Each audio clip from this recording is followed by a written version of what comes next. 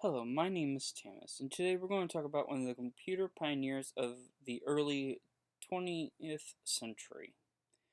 Now, today we're going to talk about Konrad Zuse. Konrad Zuse was a German who was born on June 22nd of 1910. He lived for 85 years and died on December 18th of 1995. During his life, he had moved in with his family where he started to build the very first programmable computer. He had won 3 awards during his life: the Warner von Siemens Ring, the Harry H. Godey Memorial Award, and one that I still can't pronounce, sorry. There were many different things that influenced him during his life.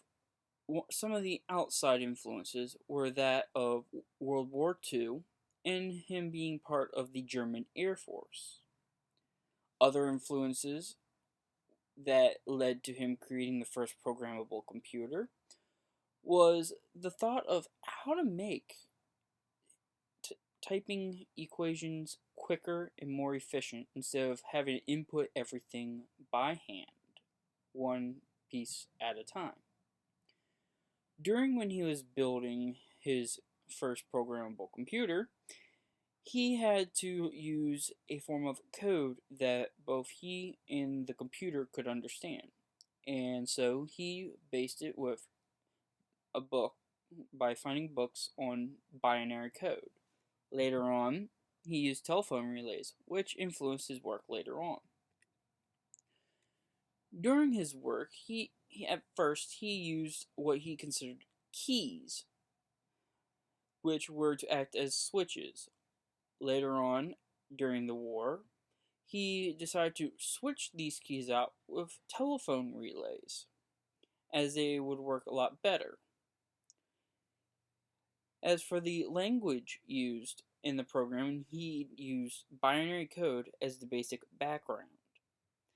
But after World War II, all of his creations were destroyed, but he created his own computer company afterwards. It was considered the first one. Because of all this, he was considered the father of computers.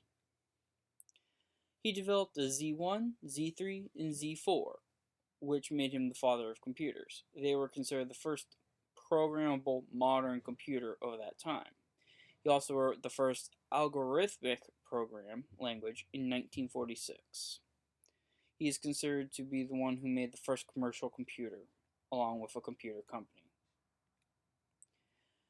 Here he is around in his 80s before he, as some people say, croaked. Most people during that time would think he was foolish. His parents thought so as well, when they did not realize that what he was doing pretty much shaped our foundation that we now have.